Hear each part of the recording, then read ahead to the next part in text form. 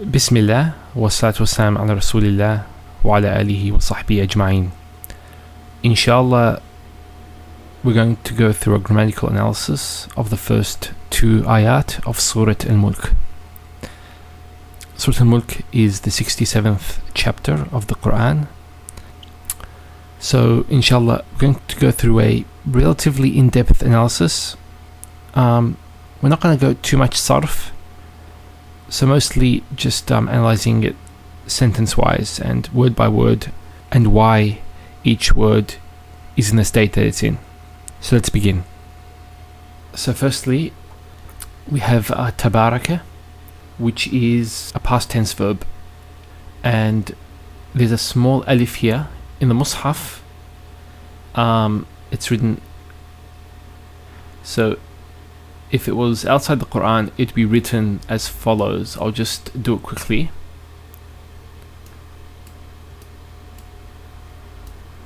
Sorry for the I'm using a mouse to write it, so please bear with me. So tabaraka. So as I said, that alif there is a small alif.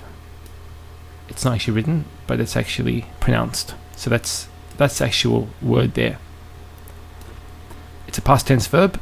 It's mabni ala fatha. It's a fi'l lazim. For those who forgot the difference between fi'l lazim and fi'l muta'addi, is the fi'l lazim only has a dua, but not an object. So in this case, it doesn't have object, it just has a dua. So the translation usually in if you read a translation of tabarak, it's blessed. Blessed is he. The fi'l is alladhi. Alladhi is mabni ala sukun. I'll just do a sukun there. You can either do a small circle or that sukun. So it's mabni, as I said, and it's the fa'il, so it's fi mahal rafa'. It's in the state of rafa' because it's the fa'il. Now, because it's an ism mawsul, there's a silatul mawsul. And what is that silatul mawsul? It's what I'm going to put in brackets.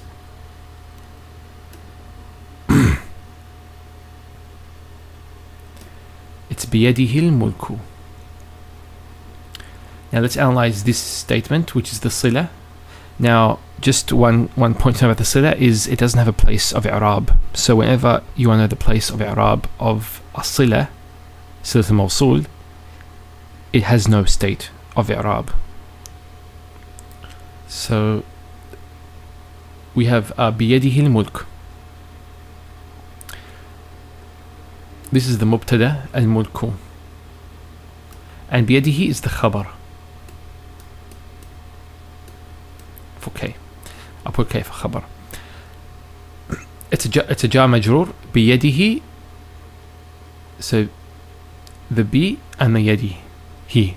So it's actually a jar majroor, and that's a mudaf, and the ha is a mudaf ilay. That's because that's a pronoun, this part. So it's actually a letter, a word, and a pronoun. So you could say three words. Biyadihi. Now, usually in a normal jumla ismiya, you'd have al-mulk, al-mulku before biyadihi.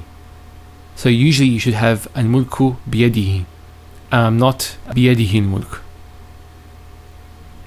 Now, why is it this way? It actually has a slightly different meaning when you change the order around. That's a linguistic subtlety of the Arabic language, is even though you can change words around, it still has the same general meaning, although it does give a different, a slightly different meaning. So, but you can't do this in English, because when you change words around in a sentence, it actually stops making sense. For example, if you said, Bob went to the store. If you swap the words around, it wouldn't make sense. If you said Bob store went to, that doesn't make sense. But in Arabic, it's a very dynamic language, and it has much more room to work with. You can actually change word orders around, and it gives subtle differences with the meanings. So in this case, بيده الملك, it's actually used in this structure by putting the khabar before the mubtada. It gives the meaning of what is known as ikhtisas, meaning only in his hands is the mulk. The word, I put the word only to specify that only in his hands is the mulk, that no one else, in other words, no one else has the mulk in his hands. Next you have the waw, which is ataf. It joins between the two sentences pretty much. So I'll just put it, actually what I'll do is, that's one sentence, I'll say number 1, and that's the second sentence, number 2, and that waw joins between the two. Okay, so that means that the whole thing is a sentence. It's a jumla ismiya. It starts off with huwa, as opposed to the first sentence, which is a jumla fi'liya. So the jumla ismiya here, huwa, will be the mubtada. The khabar is actually the last word. Now, why didn't it come after the jar, the majroor, which is mudaf, and then that's mudaf ilay? So this part would be called, this part here is muta'alliq. It's just a jar majroor. So you could have said huwa qadirun ala kulli shay. That's possible to say, but Allah subhanahu wa ta'ala put this jumla here in first before the qadir. Now, just before I talk about the reason why, we'll talk about qadir, which is the khabar. Qadir is actually a sigha mubalagha. Usually the ism fa'il for somebody who has power is qadir. So you say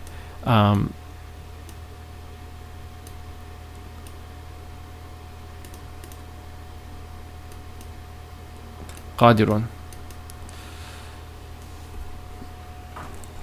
But when you use qadir, which is a sigha mubalagha, it actually emphasizes, it gives emphasized meaning. Qadir, all powerful. So qadir means he has power, but qadir would mean all powerful. But not only this, you have ala kulli shay'in, which is brought before qadir, and this also gives specification, and it constrains the meaning to me. In other words, it means, and only over all things is he qadir. Only in all things. So he's the only one that in all things is qadir. To say that, to translate as he has power over all things, it doesn't give the full picture of what Allah subhanahu wa ta'ala is trying to say. So that's the first sentence. Sorry for if you might be confused. I'll try to answer your questions if there's something wasn't clear. Inshallah, I can re-explain what I've just said, inshallah. Now let's get to the second sentence. Let me just change the color so it doesn't get confusing. Or actually what I'll do is I'll just remove that. Okay. Now you have a levy, and just also there's a levy here in the first verse. This would actually be badal. Next, we have we know that with ism mawsul there's a silatul mawsul, which is what I'm going to put in brackets. It's خلق الموت والحياة. This is actually a jumla fi'liya. We have the verb, and the fa'il is huwa, which goes back to Allah subhanahu wa ta'ala. And we have al-mauta, which is maf'ul bihi, and then harf atf, followed by the ma'tuf al maf'ul bihi. So that's why they're mansub, and that whole sentence has no place of i'rab because it's a sila. And after this we have liyabluwakum. This lam is called lam al-ta'lil, and so it gives the meaning for the reason or in order. And inbuilt there's actually an an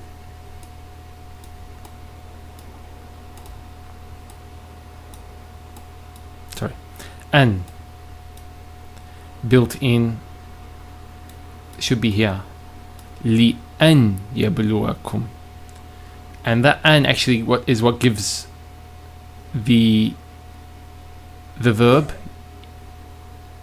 that's what gives the verb yabluwa the nasab. So you can see a fatha there, it's actually mansub, and the fa'il in again is huwa. So just huwa yabluwa kum maf'ul bihi. That's the maf'ul bihi. I'll circle it.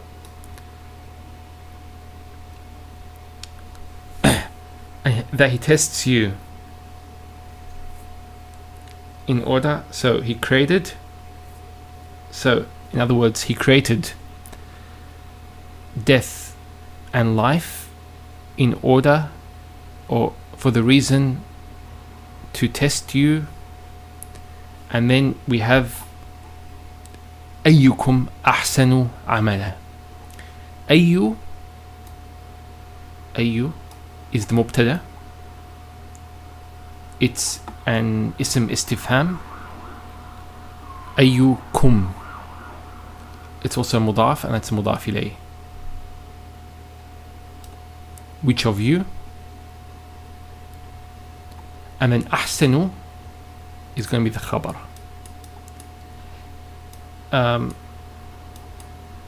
Khabar. So ahsanu would be khabar, and the translation of it would be ayyukum, which of you is best. Now when you say ayyukum, which of you is best? Best in what? You'll ask. So obviously you need a tamyiz, which is amalan, and that's why it's mansub, and that's tamyiz. Then you have the waw, which is atf. Again, huwa is mubtada, al-azizu al-ghafuru. You have khabar number 1 and khabar number 2.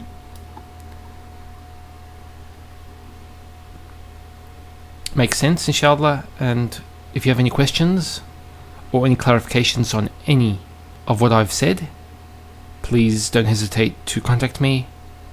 Inshallah that you got some benefit from this lesson. Sallallahu alaihi wa sallam.